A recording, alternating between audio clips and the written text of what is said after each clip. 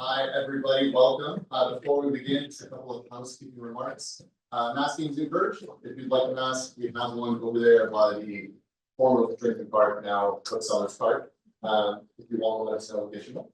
And two, there are bathrooms in the back through the door. If you want to go through, the codes to the bathroom are on, the codes are on a pink postcard on the door frame before you leave. And then please leave the door open so that nobody gets locked out. Sound good? Excellent. Okay, everybody, welcome to the Asian American Writers Workshop. My name is Ghinwa Jawhari. I'm the programs manager here. Thank you. For over 30 years, the workshop has amplified writing by Asian American authors. We do so from what we like to call a radically inclusive ethos. That means that we like to expand the definition not only of what it means to be Asian American, but also what it means to be a writer. And we do so with events such as tonight celebrating the inimitable, the iconic Sarah Aziza.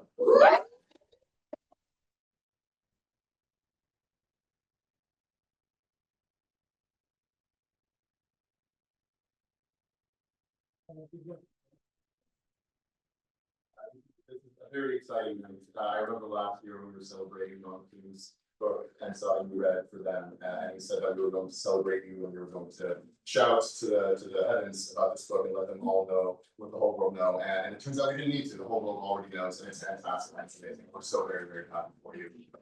So to begin, I'm just going to go ahead and introduce our host for the evening. Our host is the inimitable and fantastic Hannah Bae.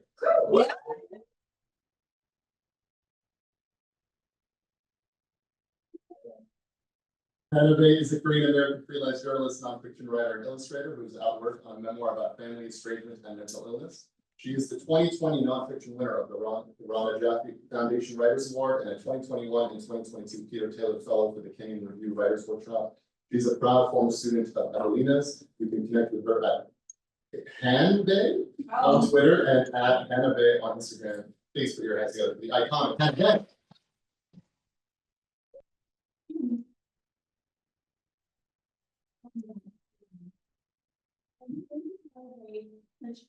Easy work, and I can't believe that Ahmed and Devin worked so hard. I think the last 2 days to get this space ready for us. So really, that's actually I'm so proud of my dear friend Sarah Aziza to be in conversation today and to introduce this incredible lineup of amazing artists that you have curated. So thank you so much, Sarah. It's an honor to be here and to be up here for you. I'm just so proud of you. And I feel like the Asian American Writers Workshop is this incredible web of connection. I met Sarah because both Mohammed and I were in the same fellowship cohort with our friend Miriam Neer, who is here. And Miriam was like, he's a friend, and I think you guys would really get along. And it was Sarah. So I just feel so honored to be in community with this incredible group of people. And tonight we're going to be starting off with a projection from Kamelya. So Kamelya Omayma Youssef is the author of A Book with a Hole in It from Wendy's Subway. Her work has been published with Mizna, The Margins, 1080 Press, Poet Lore, and also her friends' zines. She adjuncts in NYC and teaches workshops with her friends, the latest being Habibi Futurism with Layla Abdul-Razak and Liban Kafafian. She and you will see a free Palestine in our lifetime.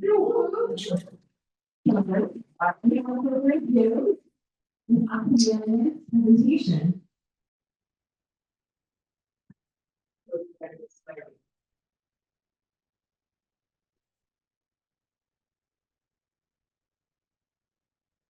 There are greater dangers.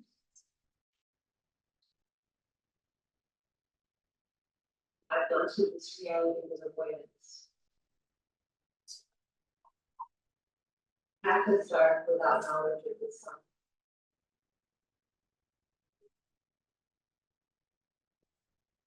It was their own trees they saw. A frozen gesture. Retracing catastrophe. Their own enemies of freedom. responsible for ruin. Self-defense. Write an update. Lingering for days.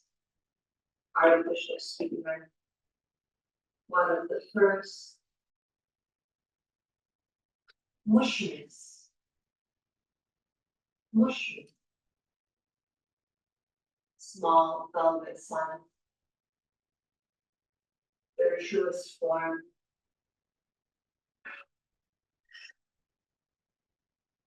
Something veered up in my chest. Morning rush. Here in a rush.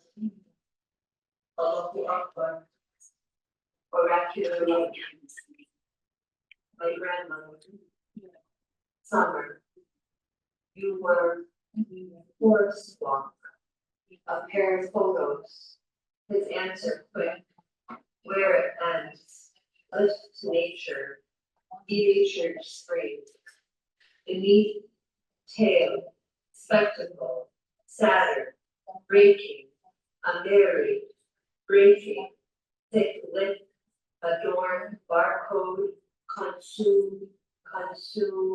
Now. Dressing. I move. Delicate. Hiding in plain sight. Aren't you lucky to be alive? Cylinder corrects for distribution, helps with distortion. Election day, put hair, the president of the Ohlone land, language efficiency. Put the, are you worried about meeting God? These hollow gestures. There are larger dangers, bigger dangers, pleasanter than communication over his word. My sister's capacity to hurt, urgency. This will ruin. I follow the schedule. I close my eyes. To live with the first no is electrifying. I nestle into the cold. Silence, my only dream. Lovely, modest. I begin to spin. Speak to the book. You who was, once, will forever. You are a precious season. Love is the most important. That is from Ethel. Here too means nothing. Before I could not love myself. Now I enter, so much uttered, but overheard. Mirror, ruqya, banner, flag, radio, curled inside my cheek. No comfort, my distress this day.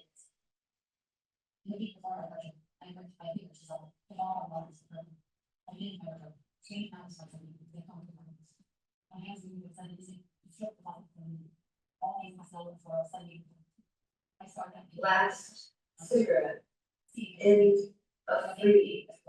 My teeth are rotten, so kind was her kind. Weeps for all the joy. She knew the freedom, your presence full of purpose, into the fray, into darkness, glittering hill, simulacral iteration. I felt the dew, the space between human hearts, families, human hearts, families, illegal, icy blue. He is beautiful, like a stream, a stream. I felt in a belief near to the suggestion of water, when each one holds. No colonized atrocity, catastrophe, catastrophe, past, liberation might be found. He is beautiful. He is beautiful. No present that does not hold the memory of my death, a flash of green into the kitchen. Sometimes it is possible to feel expansive. It was enough. It was more than enough. Pretending sense is easy. I need to be in time. Kairos, my weakest muscle, the perversity of the present. Drink tea on the veranda. It would face the sea. I'm building us a house. I believe my gender. Least valuable word. Nervous numbers. I think relieved, like no one with myself, like one hand touch and touch and touch, winged breath. Some things simply couldn't be. The moment halted, gentleness in her eyes, family like mine is everything. Under field of holy sinking psycholingual, the moment halted, I permit myself to imagine a future or freedom. There, my eyes, my refused, tried to rebuke possible symmetry, street songs, made revolution, once upon, proof, practice mercy, small and tender, cornered eye, motions meticulous, outlining story, blizzarding blank, silence glows, those who dream beyond, relentless, banished, brutal, black tea, white paper, foam, salt, always a wonder if the people will act against a killer's will. Brief act of insanity requires a brief act of insanity. We know how some days come like death. What is unsayable, you will say. And Gadiba rocks, and Kitaba rocks, and Gadiba رقاصة الكتابة رقص الروح حياة جنان حب موسيقى coming back from Palestine. You drank the wrong water. You were born knowing this. Your train will be crowded. A paradigm of carcerality comes clearer daily. The measure of your will. It is also the same reason as a palette of silver and peach. You will find the law. How can a century, the horrors, borrowed, give me back the border, absolutely,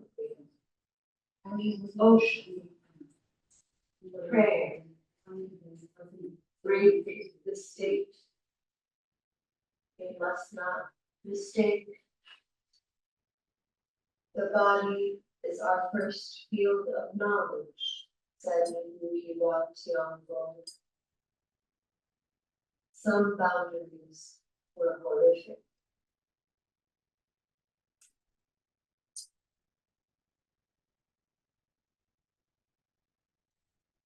Find annihilation.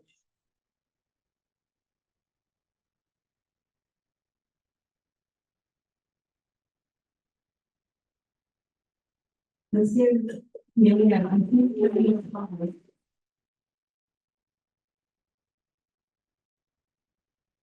To hear their words together in conversation. And thank you, Mohammed, for being the MVP of AV. Gosh, that was amazing. I'm still taking it in. Okay, so next up we have Ghinwa Jawhari, who is the author of this chapbook. Yeah. I love my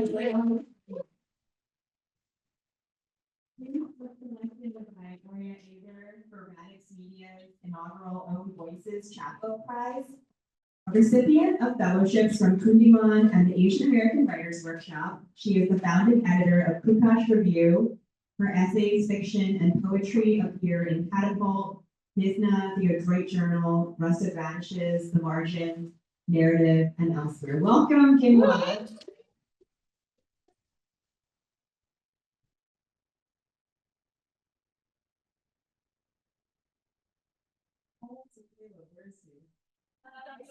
Cozies. He always gives me a cozy one. Earlier, Muhammad was like, "Do you want the stand?" And I was like, "No, I can hold it."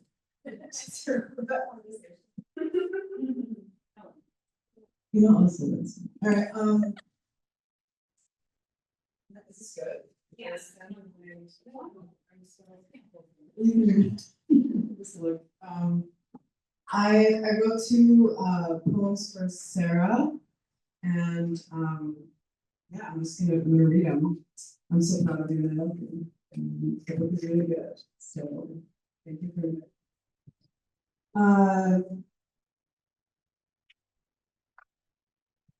So Sarah writes a lot about her dad, who's right there.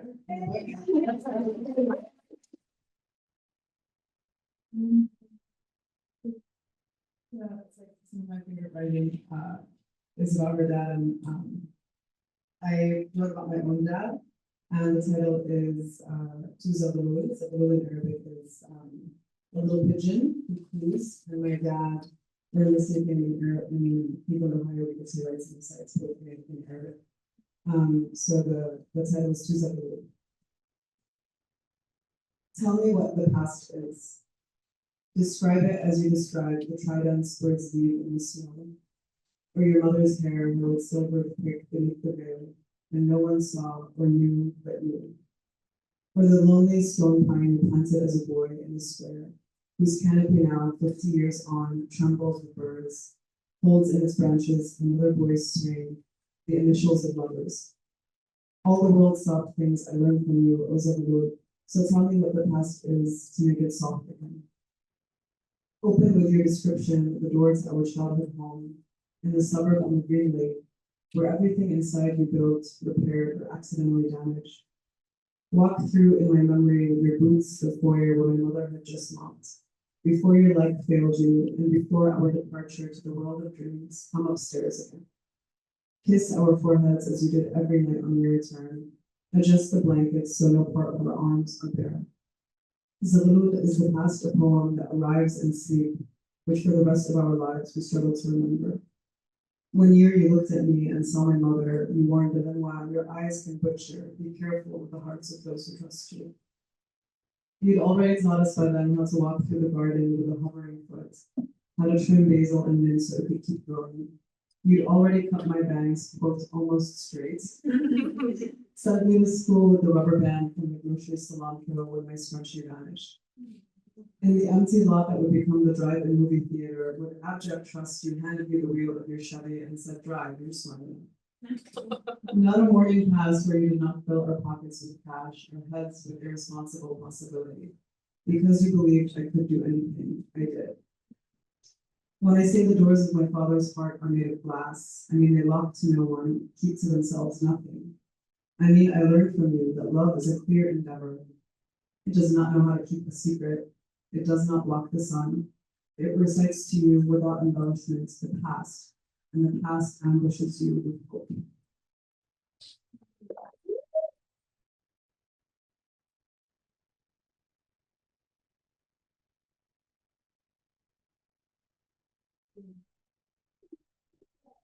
The last one was from Sarah's book, The Past Ambushes You with Hope. So I wrote it around that line.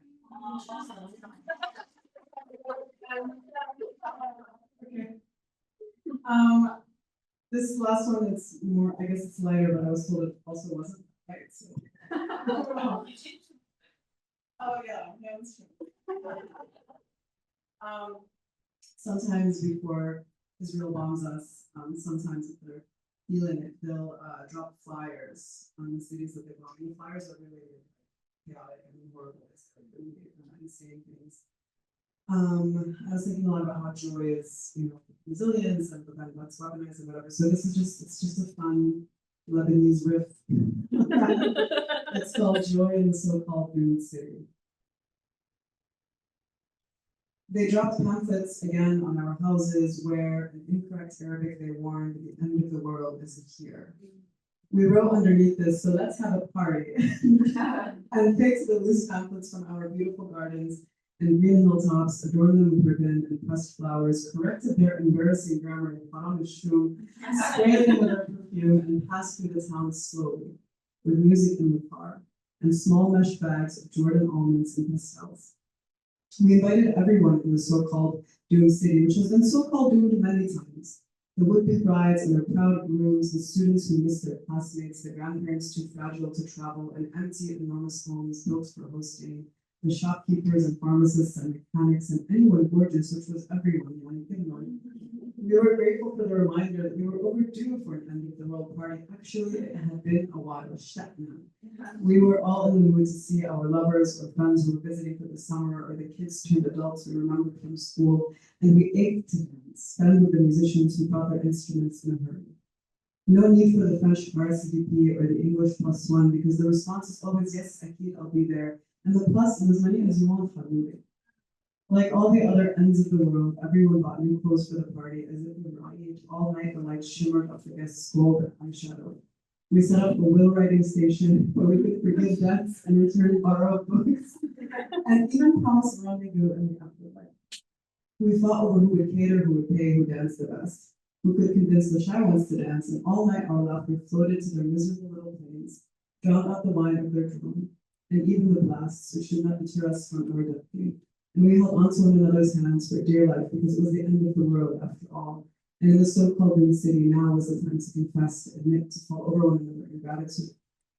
At the party, the couples got married, the students who graduated, the grandparents watched their visiting progeny dance in their best clothes. Let's set up how we forgot there was a so-called world.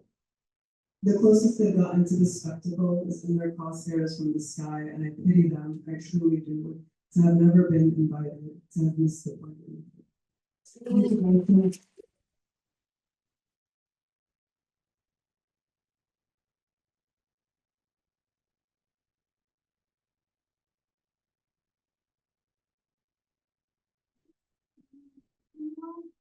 Beautiful and joyful and real. And thank you, Sarah, for bringing together all of these incredible voices and artists. We're so lucky. We're so lucky to all be connected. It's a beautiful thing. So next up, we have Ladan Khoddam-Khorasani. She is a poet, educator, and public health practitioner. She is interested in how we can use poetry and language to take care of one another. Thank you so much. Come on.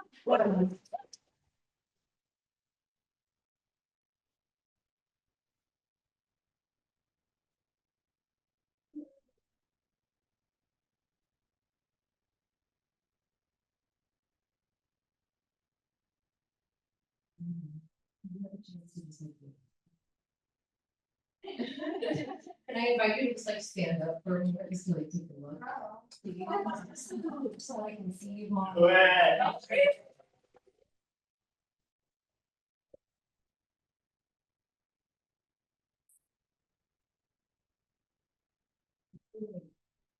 These moments just happen so quickly. It's just wanted, yeah, to just have you take a look at it. Be emotional with them. Yeah, it's such an honor to be here, to celebrate Sada and her language and its rigor, its eagerness, its care and its love, its fierce love for all who encounter it, and inshallah may it have a life longer than all of us. Continues and continues to sort of just orbit and continue to fall into people's hands, and yeah, may it continue to have a long life. You know, Sada, there's like an intense looking in Sada's work, which is so paired with love. And I find that it sort of gently pushes me to do sort of investigation, like a deep looking into my own life, especially with my own mama, which is hard, you know, and I'm so deeply in awe and inspired and just with so much respect for what you do with language and how you're always looking. And, you know, you say in the beginning of your talk, what does it mean to see a thing? In Arabic, the answer comes in multitudes. And I'm sitting with that. I've been sitting with that for a long time. And I'm thinking about something that Ibdis and Deir says. She says that language is something like this: a hard studying of cells under a microscope, a bowl of teeth, a kitchen plate, and that's how I feel that in language.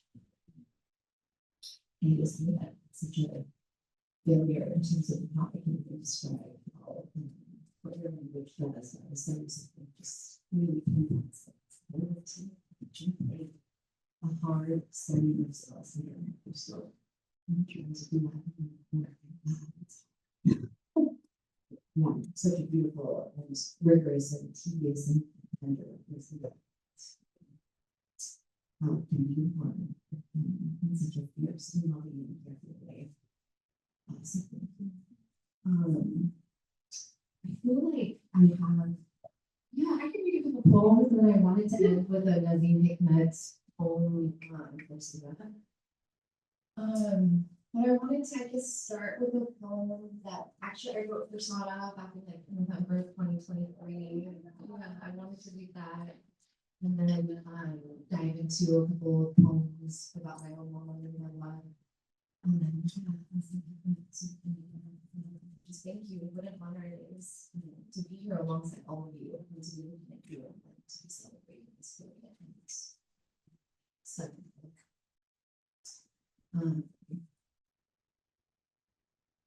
So this poem is called Praise. And it's after the studies goodbye and explores.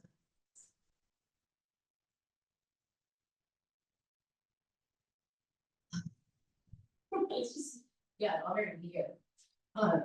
Praise for the fly who glides onto the tarmac of my left wrist, whose translucent wings lift the dust, lift each strand of hair, whose yellow membrane hungs, ligature of point and curve and vein, whose body, protected by little hairs, touches but saves.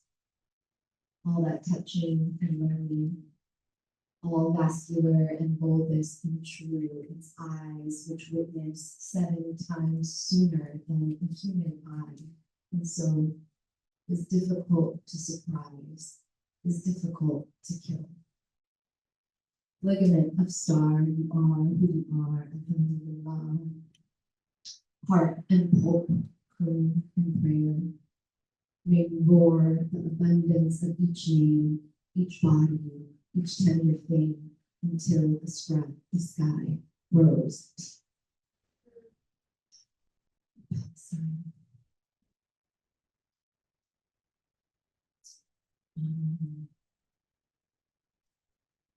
Yeah, I'm thinking again a lot about my mom and Baba. It's just so inspired by what I was looking. And yeah, these are like, I'm also thinking about small poems and like short poems over there. So yeah, I guess these are like 3 smallish poems, and I'll just read them back to back. And it feels good right now. Yeah. And then one I did was in a flower has no front and no back. I speak because my grandmother spoke. The flower has no front and no back. A shriek rattles inside the owl. The sky is ocean turned upside down. My Baba jumped from the moon. I hope the stars that map his manner pick up across time. His today fills with the flowering, his prayers grow, his ship drifts. He sings, bury me beneath the mulberry tree, and we do.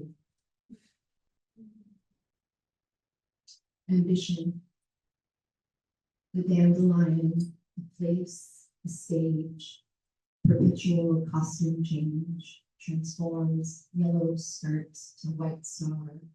It seeds, my cadaver, carried by the wind, which is to say, my mouth swims my mother's waving hand.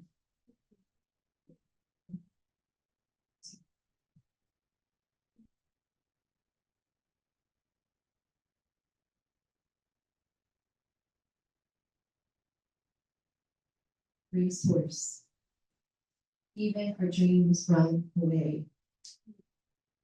Scheduled delusion plucked from the brain's ghost. And why shouldn't we be deceived? We clap and pretend to know our mothers. We miss so much. We miss so much in the name of living.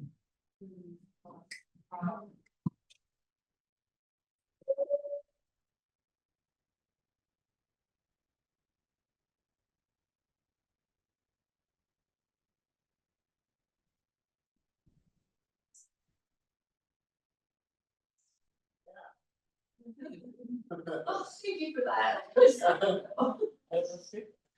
I love you. I kneel down, I look at the earth, the grass, insects, little stems blooming with leaves.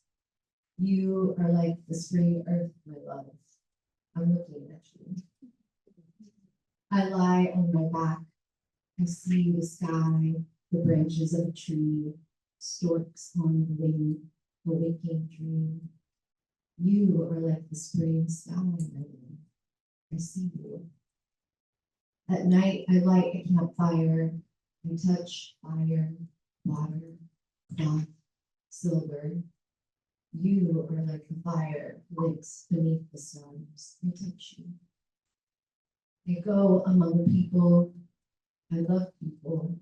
Action, thought, struggle. You are one person in the circle. I love you.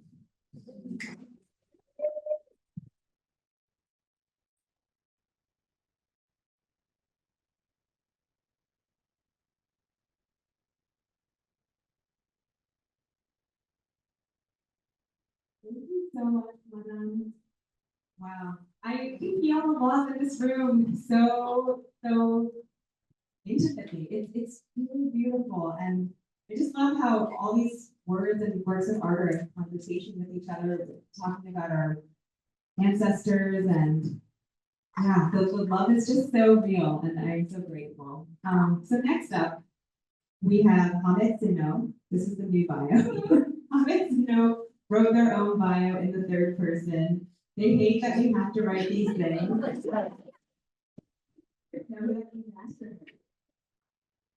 They are a designer by training, but work on text, video, and sound, and enjoy the intellectual onanism of trying to understand the voice more than they like the voice itself. H died for your sins and is the biggest victim in this room. So you should definitely not question anything they say, and also Venmo them immediately. They live in New York. Thank you so much, Hannah.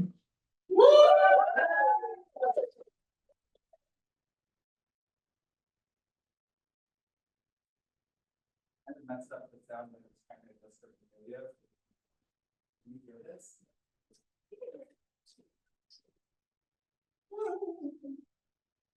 Sarah, I love you.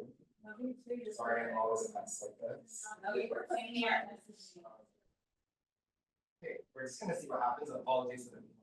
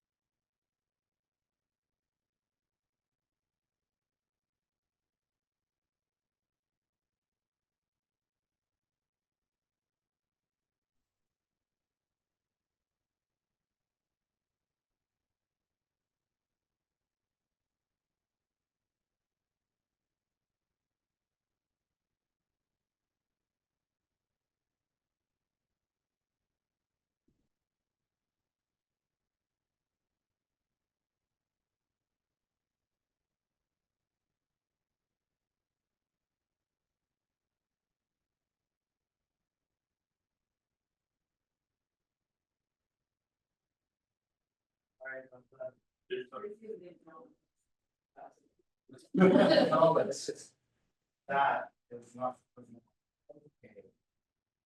Oh, God. Sarah, we tried this before, everything was fine. Being an adult.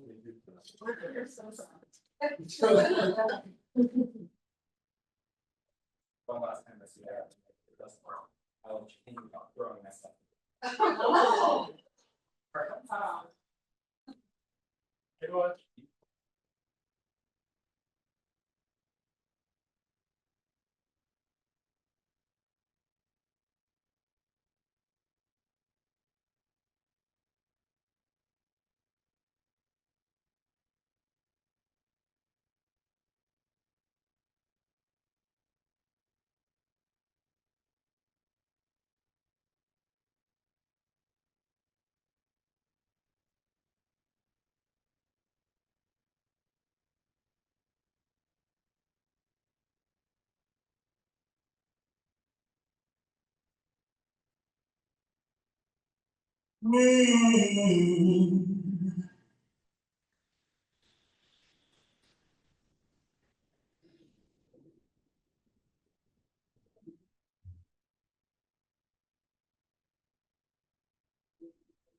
وطن هو أرضي وطن هو أرضي وطن هو أرضي وطن هو أرضي وطن هو أرضي وطن هو أرضي وطن هو أرضي وطن هو أرضي أحمل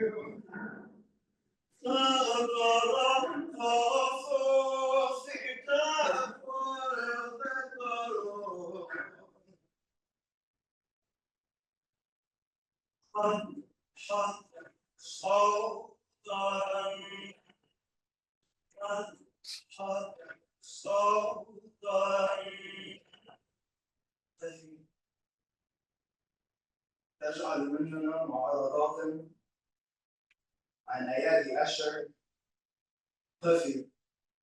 هذا ايضا قبر مختوم بالاستبداد وعباد الشمس والماء طفل.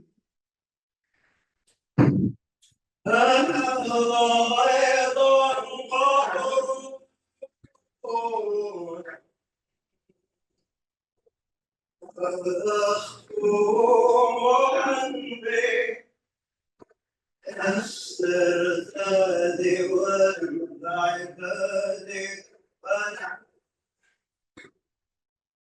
This too will be eaten by storm.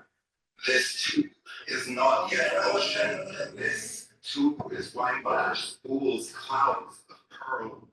Why rose and poppy share blood. Why Tigris holds the self-loathing people.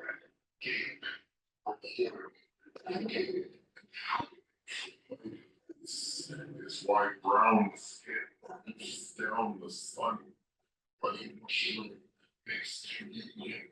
Blessed of the dark hosts, its weapon, any weapon. This is why the orchid climbs the minaret, sucking it dry.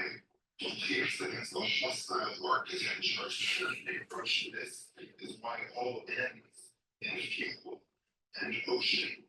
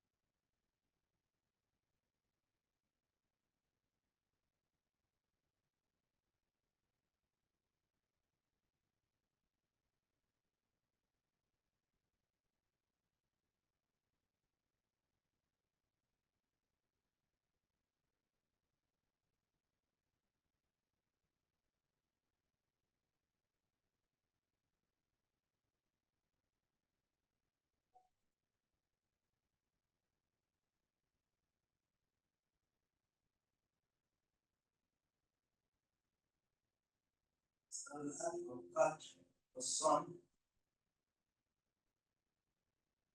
I'll break through.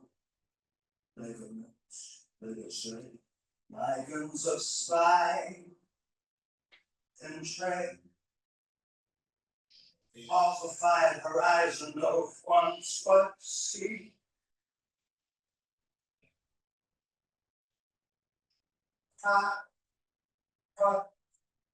Cross, orbit onto bone, that's cross, cross, purified sun into winking cloud, into winning cloud of stick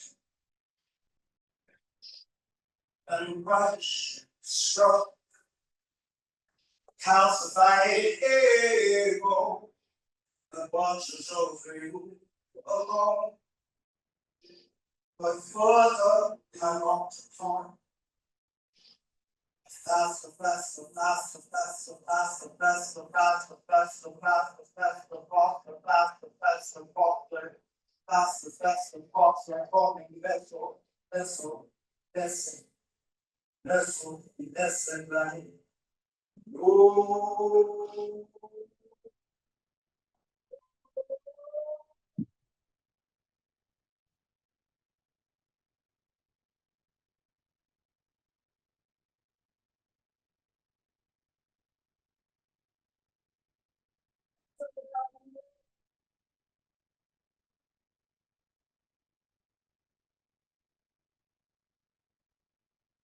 Oh, let us see the quenches. Oh, let us see the quenches. Oh, let us see the quenches. Oh, let us see the quenches. Oh, let us see the quenches.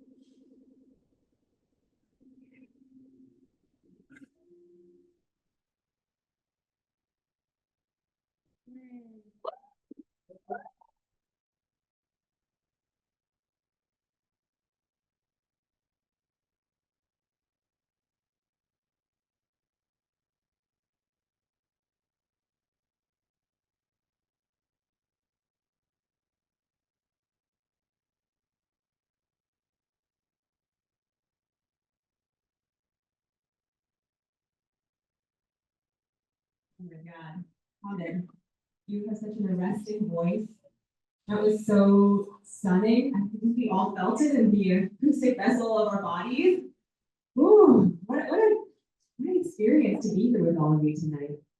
Well, now it is my very great pleasure to introduce our author of the hour, author of the evening. Sarah Aziza is a Palestinian American writer, translator, and artist with roots in Ibdis and Deir al-Balah, Gaza. She is asking you to do your part in the fight to liberate Palestine and all people. The recipient of a Fulbright fellowship and numerous grants from the Pulitzer Center for Crisis Reporting, Sarah's work has appeared in the New Yorker, the Paris Review, the Guardian, the Baffler, Harper's Magazine, Mizna, Lux, and The Nation, among others. She is the author of The Hollow Half, which you're about to hear from.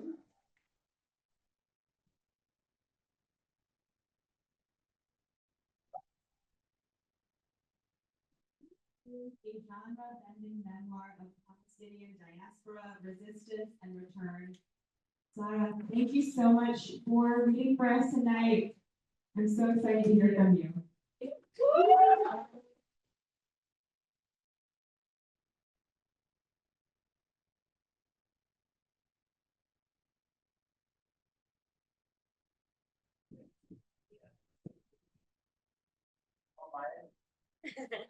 Yes. Sorry,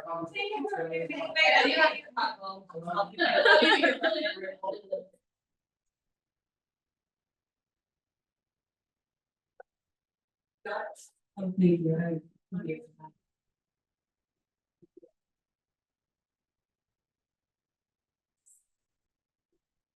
you. This is great. This is good. Hello, everyone. Hi. Such a lovely group of people. This is so beautiful.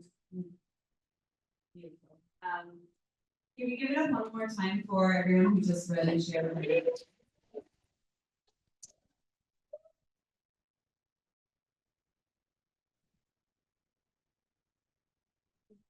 Great to know each and every one of the people who just shared and so many of you as well. Thank you for being here. Is this my voice is coming through this way? Yeah, I feel so grateful to have been able to bring this to all of you. I put down, I wrote a few notes for myself about things I wanted to remember to say. I just want to name where we are, which is a community that's coming together, that knows you. Some of us know each other, some of us don't. We're coming together at a time of unprecedented violence, which was also horrifically foretold.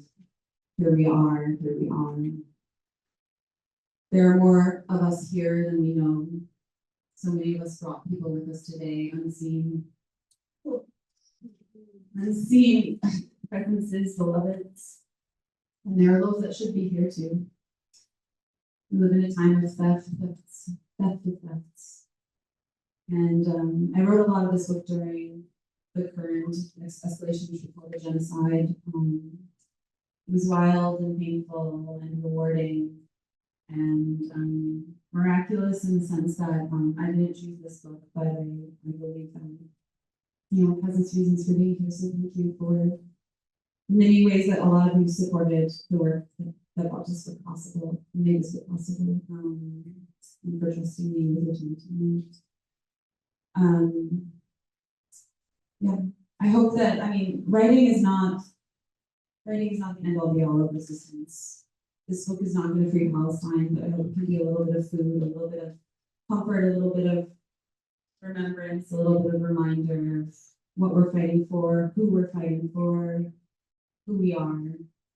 So I'm just going to read from a few small portions of, I think it's chapter 3, and then watch the time. So we're really comfortable, like, in sitting for a minute. So if you feel like you need to like recross your legs, please, like make your body comfortable. That's important. Because it's a fragmentary sort of book, and because it's prose, it's a little bit more interesting to try and excerpt. It's not like poems, so you just read the poem and the next one. So I'm going to jump around a little bit, but you should be able to follow. The premise of this book is I'm a Palestinian American. You meet me when I'm just entering a mental, like a psychiatric ward to receive treatment for severe eating disorder. My journey after I come out of there as well. And there's a lot more. There's ghosts, there's poetry, there's criticism, there's stories. So let's see where we get to.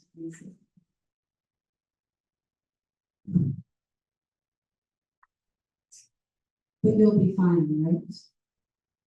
This was the question my father asked 10 minutes into his visit at the eating disorder ward. I was in my second week of inpatient treatment, still under 19 pounds. In the ward's library, my father's voice was pleading, small. I heard its familiar meaning.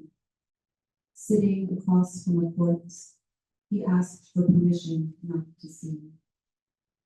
He wanted my words to release me, to revise the ruined landscape of my body and all the history it spoke. It was love that asked the question, a heart revolting at my pain. His love had asked so many questions like it throughout the years. Doubt disguised in declarations, calling me good girl, naming great life, better future. Prayers camouflaged his fact, as if language alone could make true what he needed to believe. The past has been laid to rest. You will escape my pain. I can keep you safe. It was a generous sort of wishing, such a simple joy, he said. All he wanted was to see me cry. It was the least that I could do.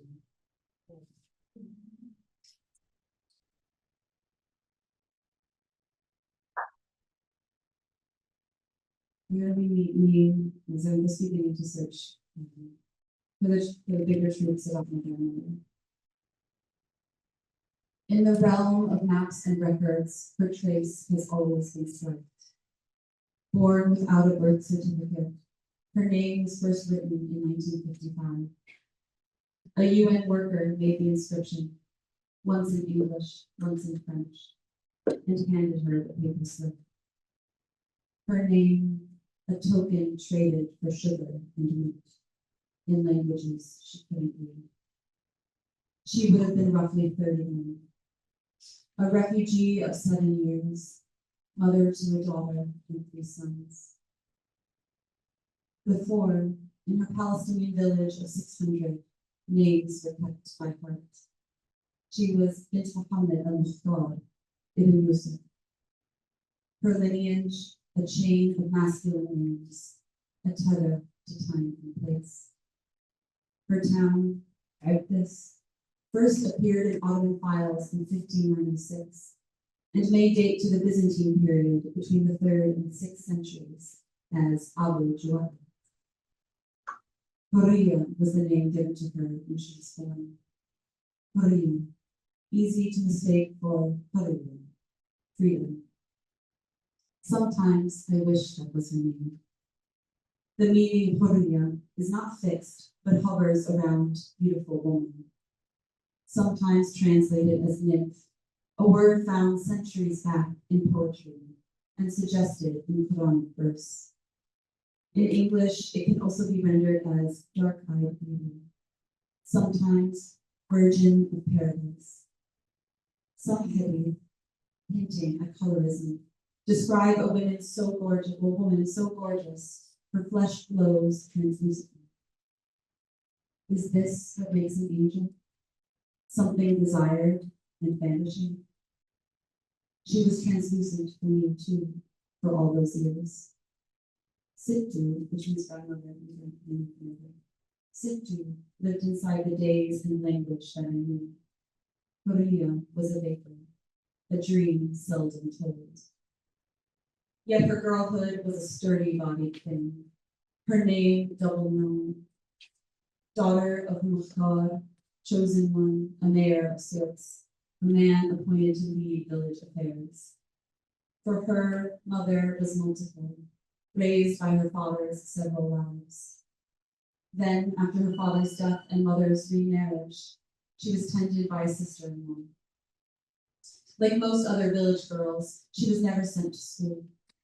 Instead of holding pencils, her fingers grew deft at bubbling dough, a spark quick as she flipped the white-bellied bread with a flame.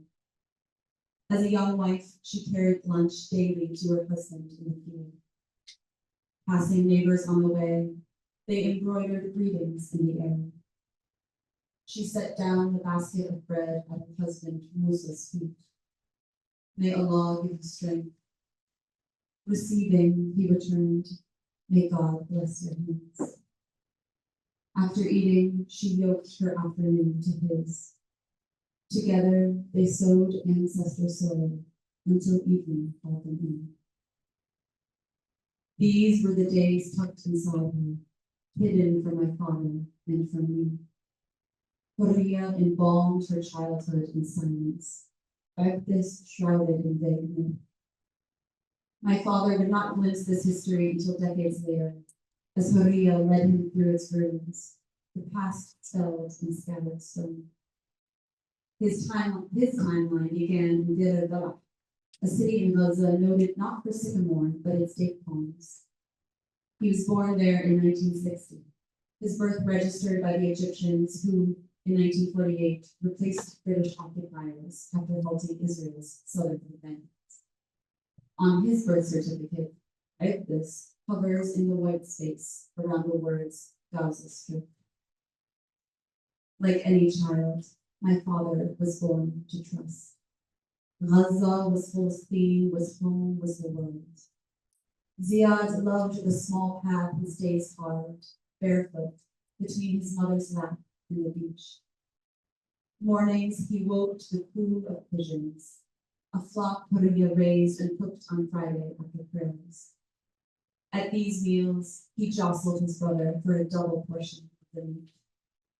Above him, history read, conjured in the words of Hurriya and her guests. From time to time, he heard a moan slip from one and caught the chill. He glanced up to see his mother head shake, her shoulders slump. But these were only passing, distant clouds. This war, even Baba, your father, seldom spoken directly, these words had no bodies, no weight. Before locked away, he did not see his life as afterlife. Silence may have many parents. There are kinds of love that stop language in its tracks. Perhaps she held back Ibdis to save it from the past tense. An absence spoken gathers mass, asking the body to bear it twice.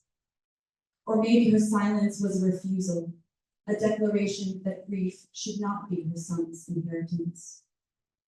In the end, survival is a language, a logic all its own. Yet flesh may deny the omissions of the mind. At this needed no speaking. It echoed in everything. It circled in the eyes of her cousins as they paced lost acres in their head. Lived in the sturdy music of their dialect, consonants like hilltops, memory tucked in opera. It hovered in the taste of bread, baked from UN-issued flour. The flat sameness of its texture recalled how the dough in Ibdis rippled, grainy with hand-milled honey. Each bite a morsel of the month's past. Rain or dryness, farmer's worry, hands plucking, then grinding, burdens of gold.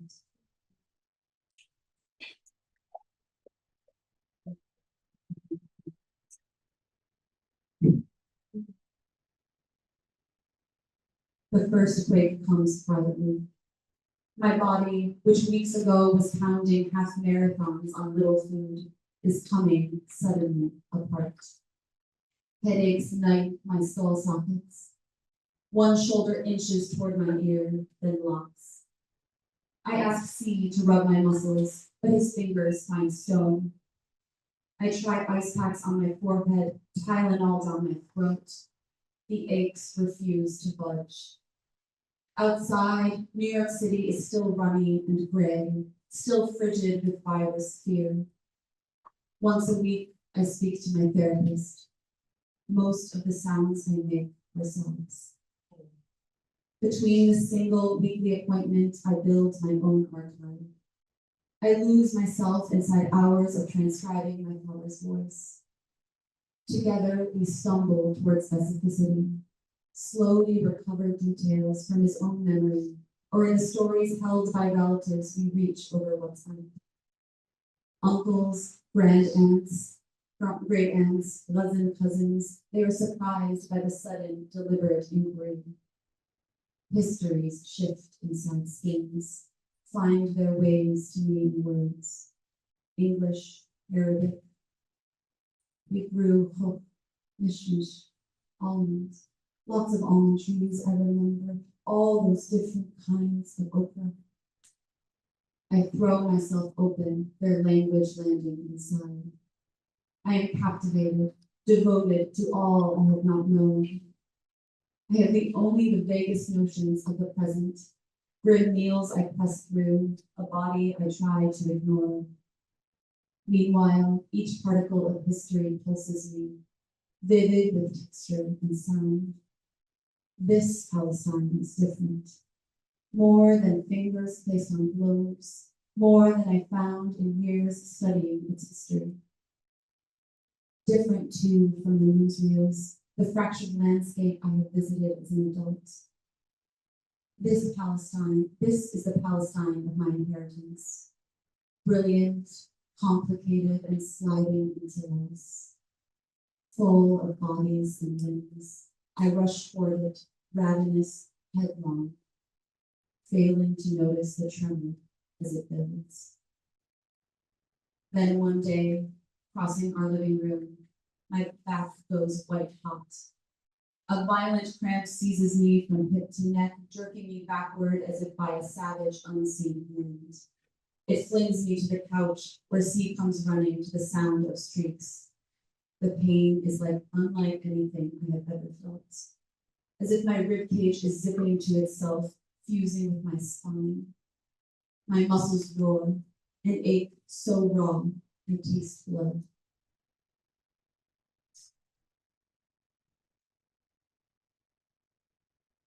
Last little section. To her, the world was always a mingle of the diabolical and divine. As a young woman, she was once stricken senseless when the night sky split, a heavenly light over her. Like the prophet, Hurriya had never learned to read, but had pleaded that Allah would teach her the Quran anyway. In a flash, she received the Fatiha, the opening, the first and most recited chapter, which she prayed each day to her death. Alhamdulillah, بسم الله الرحمن الرحيم. الحمد لله رب العالمين الرحمن الرحيم. She taught her son a devil-tricking dance to perform at the door. One step out, one step back. Only blessing them afterward. Go with God and come back to me. As an adult, my father still obeyed her order to step out at the door. After he'd turn around, amused, blowing her a kiss. She nodded at his laughing face, sober and satisfied. But there are things no amount of prayers can stay. The next war came so quickly that my father, age 6, did not understand why he was forbidden from the beach. He begged for the water, complaining of the heat. June in Gaza was blazing in 1967, but Hurriya packed her boys inside as armies approached.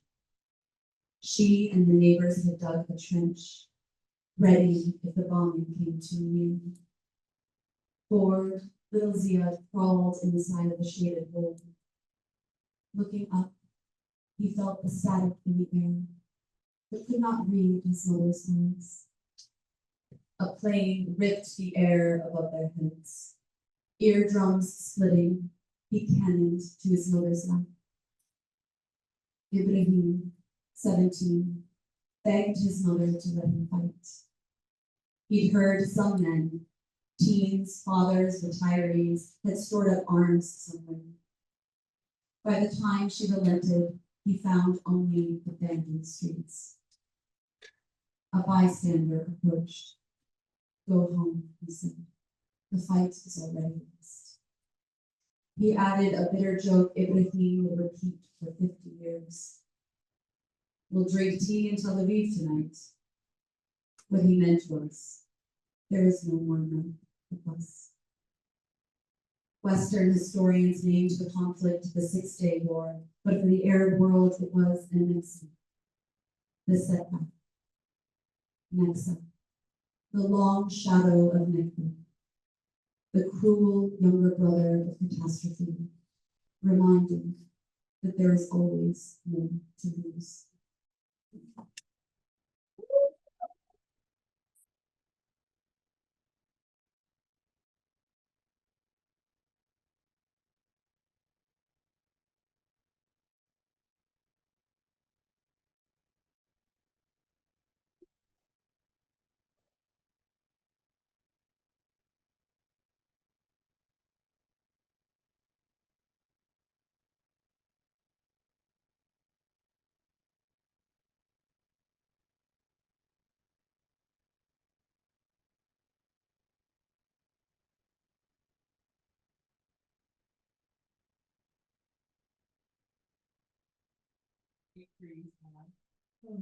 You're welcome.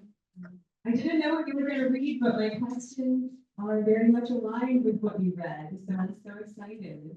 Thank you for sharing your beautiful words. This book is incredible. I am still in awe of what you've created with language, and I'm so proud of you. And I hope this book does survive all of us, you know, and I think that's really the power of writing. You're welcome. So I wanted to ask you about this incredible work that you've done to reconstruct scenes and images and land from the past that your grandmother and your father engaged with, that they lived through. I know you hinted at it a little bit in the excerpts that you read, like the voice notes, but tell us about this reconstructing work that you did to create the Hollow Half. Sure. Thank you so much. That's been a great friend throughout the whole journey of this. The reconstructing work. Well, it all started by accident. A lot of people know me from the very recent version of the story, which is like I had sworn off writing. I quit writing. But then I started having dreams of sifting, and I started finding myself in the middle of the night at my laptop, typing almost subconsciously, just bringing fragments back. Like I felt like pulling things out of water, like deep water. And then I found very quickly that I got to the end of everything I knew about her because I knew her best as a child and I wanted to know her as a woman. I wanted to know her fullness. And of course that spilled over into wanting to know more about my parents. And it went on and on. So I think I started asking, I started asking my Baba, I started asking Amo, and I started reading a lot of history, like traditional history research that as one would expect. And then there became this moment where I had to kind of take this leap of, am I going to write these scenes more novelistically, more narratively, or am I going to try and, I'm a journalist by training, so I can't prove exactly what people were feeling or thinking, or exactly what my grandmother's days looked like, but maybe I did because it felt like at a certain point there was a collaboration. There's a sense of presence and ancestors being part of this work. So I was able, I don't know, through, I saw there were writers that I feel like modeled that for me a lot. E.J. Poe was one. Her memoir, The Magical Language of Others, was a great example of that, and many others. So yeah, at a certain point, it kind of felt like singing back to some music that I could hear in the distance. And I knew I had a feeling that I was in tune at certain times, and that's when I trusted myself, and that's when I wrote. It's so beautifully said. And there are parts in this book where you talk about hearing Sitti's voice. It's really profound, and you do such an amazing job of capturing the archive of sources. If everyone should get a copy of the book or multiple copies, but in the back, and you're really assiduous about citing those sources. So I hope that other people follow along with you. You're welcome. Yeah, I mean, in the back, it sort of feels to me like a treasure trove. It's sources, and then it's also like I feel like there's it's called the Diwan. The Diwan is like a traditional place of conversation and debate and dispute settling and such. So yeah, the back of the book is full of sources, but also contesting voices and sort of like literary ancestors. It's a lot of fun in the back of the book. It's like the best bonus material. So you mentioned that you have known your Sittu primarily through your experiences just being a kid. And I think one of the amazing things that this book does is that you assume these different registers of yourself over time. Like there is like this younger Sarah like volunteering, out in the Middle East, and there's this Sarah learning Arabic, and then there's also this like very young Sarah who is still figuring out, how she feels about being Palestinian. And one of the parts that moved me the most when I was reading this book is you reckoning with the rejection of Sittu, of your Palestinian side. I think that's why this book is called The Hollow Half, is reclaiming this wholeness of yourself, tell me about why you wanted to reckon with, these different voices, some of which are not as wise as you as an adult, of course, and, kind of how these choruses of, Sarahs over time kind of come together in this book.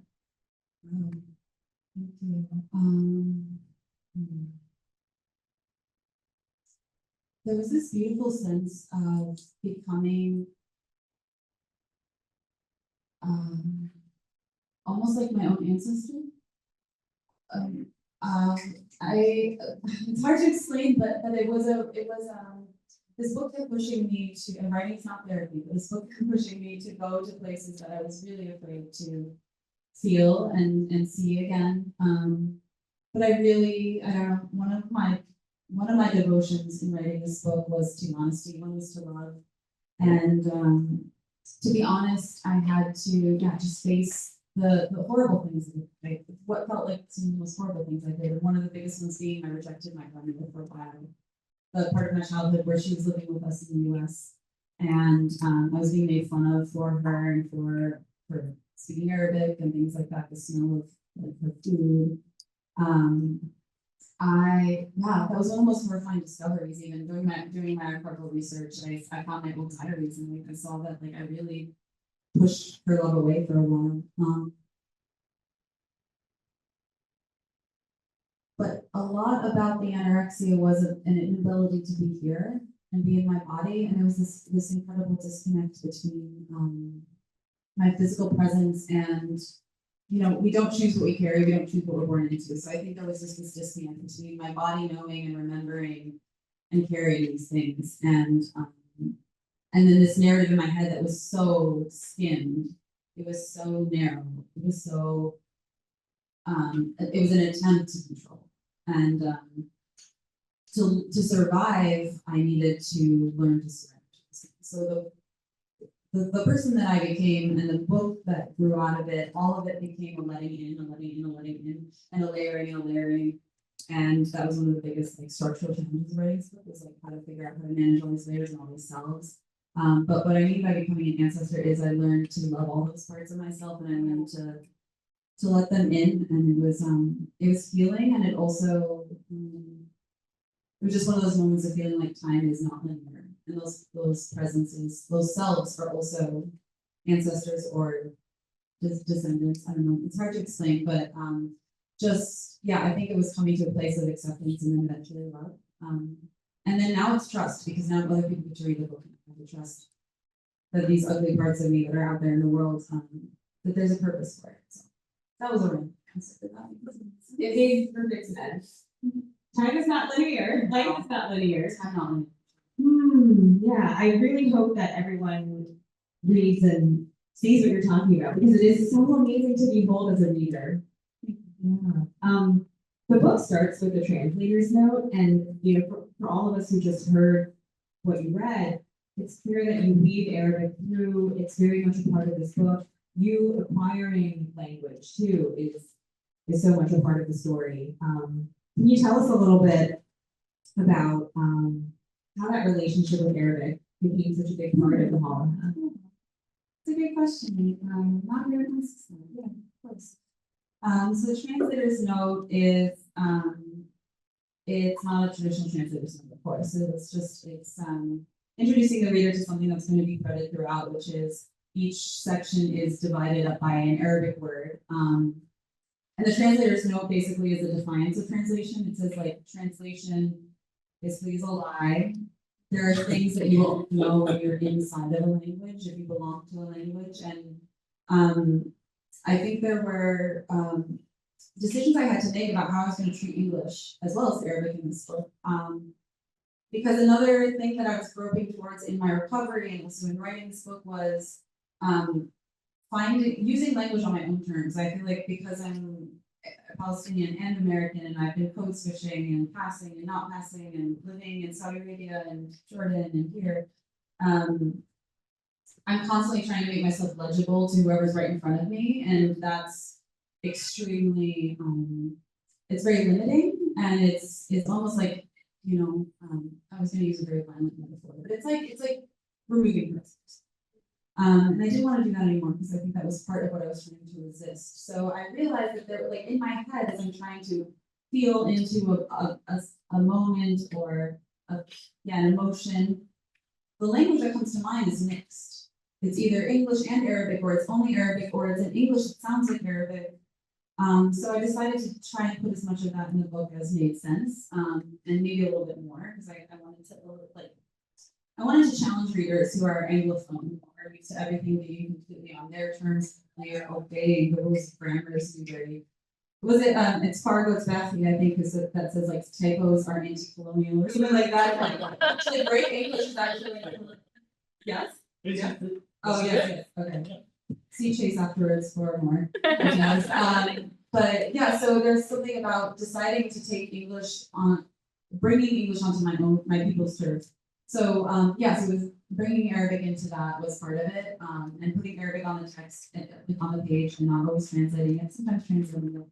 It was just a way to create pockets of intimacy and pockets of barriers of, you know, depending on who you are. And maybe it's healthy for you to experience boredom once in a while if you're a person that's used to everything being so legible. And maybe if you're someone who's exercising the exhausting obligation of being legible most of the time. Maybe it's like a time, you know, I say somewhere in the book, like Arabic is a moment to take your shoes off and come inside. So I wanted to offer that to others, so depending on who you are, it'll have like a different experience in the book. Thank you for that invitation. I deeply related as somebody who is living between languages and haven't always, I still don't feel fluency in, you know, my family's language of Korean. But it is my language of emotion. That's something my therapist told me, because I drop it into when I'm talking, you know? Oh, so I could really, really relate, even though I'm not an Arabic speaker. So thank you for that invitation.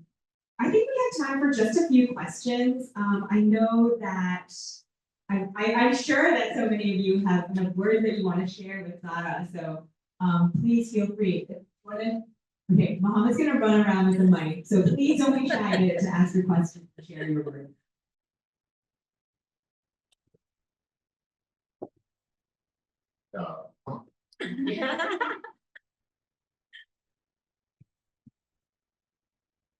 Something like that one? No. Many opportunities to ask some questions. I'm really excited.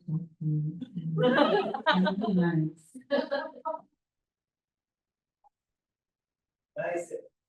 To be fair, I don't usually ask questions at committees either. This is the first time I do. I think Swati. I love. I've already asked you so many questions, but you've been on so many events, like you've been traveling, and you know everyone wants to hear you. And I was curious, you know, there's some questions that you get asked over and over, but what's a question that you never get asked that you wish you could answer?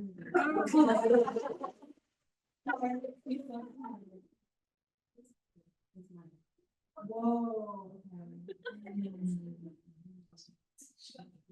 Well, I love Swati. Swati and I did an interview together that you shall read because her reading and her questions are really tender and brilliant. Just like her.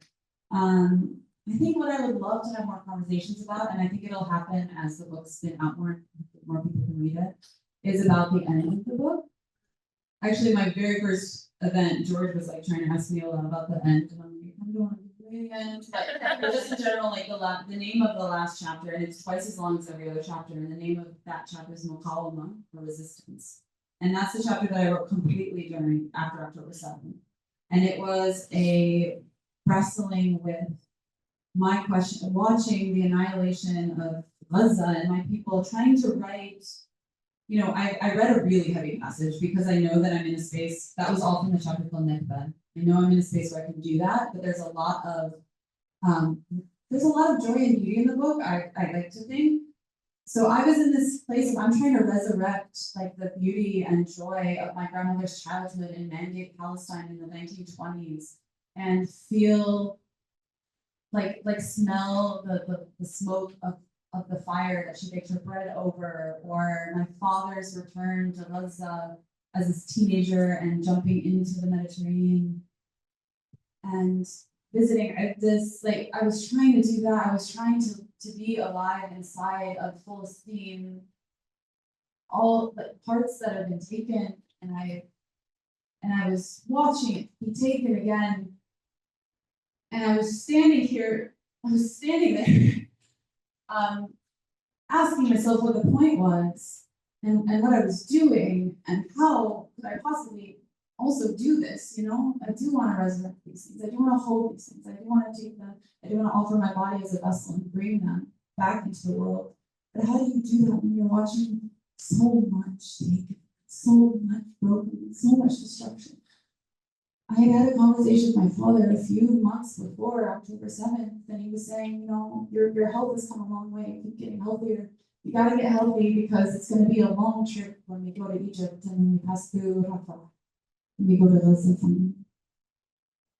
I haven't been back yet. And I was watching our trees and our people and our buildings taken again, taken. So what is Muqawama? What is resistance? What is future? What is hope? What is our horizon? What is our horizon? not just Palestinians, what is our horizon? So what I want to be asked about is the same thing I want to ask every single person is what is our horizon? What is hope? What is resistance? What are we fighting for? I'm still asking that question.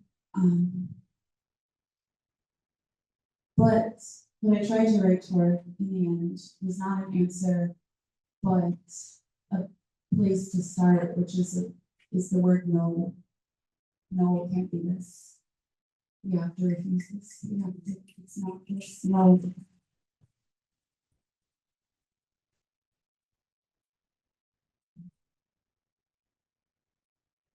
Mhm.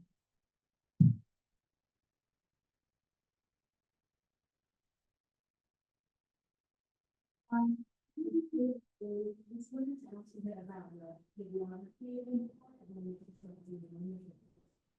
And then they're doing like situation and the refugee and movement, so it's clear to hear more about how that process was created in the Much like the Arabic kept coming into the English, I couldn't write without hearing all these other voices and feeling the presences of a lot of these different writers. Or I was researching to find out what there was in this part of our history and finding all of these books and thinkers and legacies. So I didn't want to present something as if I had made it myself. I made this in a community of writers, as well as a community of living companions. And I wanted to offer that to people. I think that there's so much underappreciated, not unknown, but underappreciated canons. So I wanted to gesture just a little bit. It's like a flicker. Hey, maybe try there, or maybe try there, and maybe try Mukti, or maybe try Dion Brand, or maybe try. Have you heard of June Jordan? I mean, you know, people here have heard of June Jordan, but I can't really have it. So it was an offering because I've been given so much by all these writers, and I also put some writers in there that maybe the quote where I'm lifting from disagrees with a different quote. Like there's Edward Said, who we're supposed to venerate, and we do, and he's given us so much. But there's also people who come after Edward Said that say maybe I want to challenge that, you know. So I wanted to jostle. I wanted there to be a jostling because I'm not sure anything I say. I want to be a part of the conversation. And yeah, it's in the back of the book, not on every single page, or they're not footnotes or endnotes, so that people who want to do the work can find it.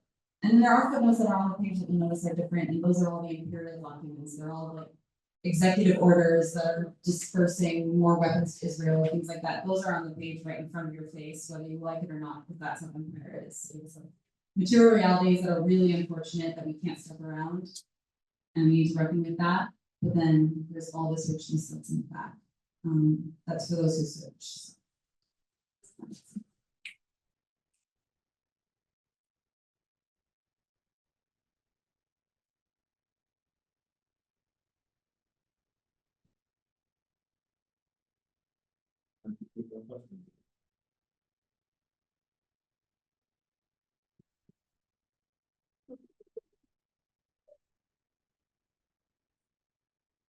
Hey, Sarah. I want you to talk about the family in Gaza right now. Just for a minute, just So I have a lot of family. We have a lot of family in Gaza still. We've lost a lot of family, but we still have a lot of family. And I've written and done some translations of my cousin. I've written about some of my cousins, and specifically Nabil is a pharmacist. He's in his late 20s, and he's lost, of course, everything. But he writes poetry and he sends it to me, and I've been able to publish one translation of Mizna, and I want to do more. That's like what I feel like is my next small horizon. This book is done, so now I want to lift up other Palestinian voices. So they're having, of course, a very hard time. So I do have a QR code by the book stack over there. So if you feel like you would like to share with my family, they have a GoFundMe. If it's not the night for that, I just encourage you, when you have the means. One of the most important things right now is material support, because Israel's blocking food from Gaza. It's incredibly expensive to buy food. There's so much need, and it's such unnecessary hunger. It's such unnecessary lack. All of this is by design. So I encourage you, if you want to donate to my family, talk to me about my family. I can tell you so much more about them. Also, this just needs to stop. And go back to that. No, nothing. I would burn every single book. I would do anything to stop it. You know, nothing stop it. You know, nothing matters but stopping this. Please don't stop resisting whatever that means for you, and don't stop talking about it.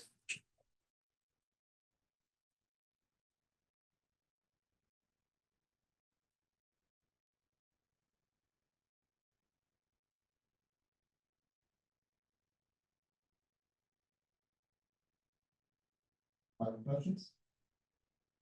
I have one. Just one. Hi. So do you feel like you need to translate yourself to other Arabs in the diaspora, people who also need to translate? And why? I'm in hot at the end. I'll translate myself for this in diaspora. I definitely felt like I used to need to. I mean, my title has a lot of layers to it, but part of it is confronting you with the fact that yes, I know I'm half white. Yes, half, but I reject that halfness. I reject that that hierarchy. I reject that like calibrating, like who's more Arab.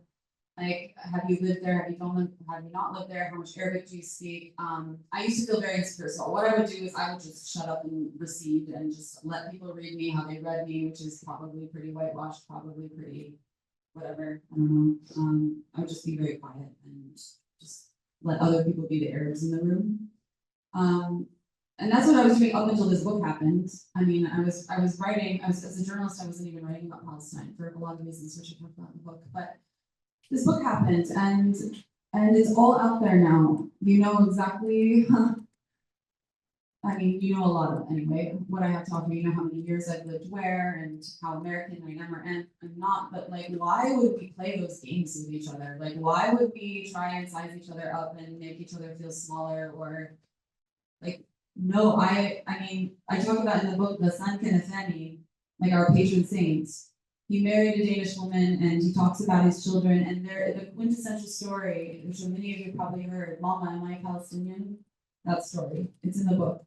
And Ladan Khoddam-Khorasani talks about the heartbreak of realizing you're Palestinian, because there's so much love and so much heartbreak in being Palestinian. And the way that my heart breaks and has broken tells me that I wholly belong to Palestine, and it's not about what my blood wants from this country.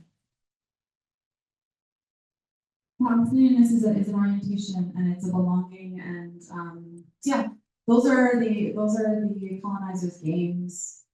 Categories are a colonizers' game. I have a beautiful community, which many of them perform tonight, who don't play those games with me, and I don't need to.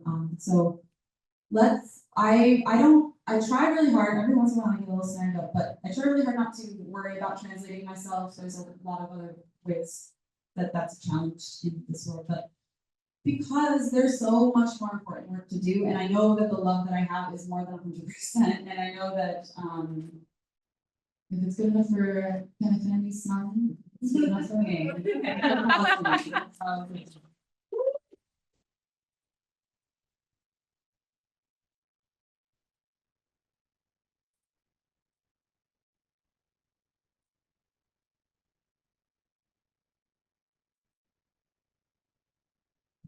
Thank you, Mohammed. Thank you so much, Sarah Aziza.